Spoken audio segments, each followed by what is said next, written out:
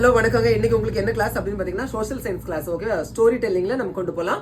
நம்ம பார்க்க போற டாபிக் என்னன்னு பாத்தீங்கன்னா ஒத்துழையாமை இயக்கம். இங்கிலீஷ்ல என்ன சொல்லுவாங்கன்னா நான் cooperation movement. 10th standard students உங்களுக்கு முக்கியமான 5 மார்க் கொஸ்டின். ஓகேவா? இயர் அப்படின்னு பாத்தீங்கன்னா 1920. அதுலயே ஆன்சர் இருக்கு பாருங்க, ஒத்துழையாமை. நம்ம வந்து கோஆபரேட் பண்ணக்கூடாது. யாருக்கு? பிரிட்டிஷ் கவர்மெண்ட்டுக்கு. ஓகேவா? எதனால? ரவுலட் சட்டத்துக்கு எதிராகவும் ஜாலியன் வாலாபாக் படுகொலையை கண்டித்தும் காந்தியடிகள் என்ன பண்றாங்க?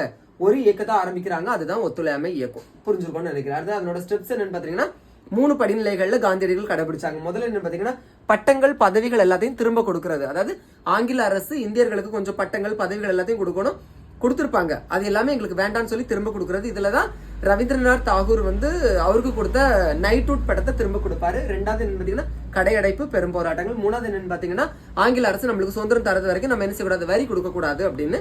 அப்புறம் இந்த ஒத்துழையாமை இயக்கத்தை எப்ப கைவிட்டார் அப்படின்னு பாத்தீங்கன்னா இந்த பிரச்சனை போயிட்டு இருக்கு பாத்தீங்களா.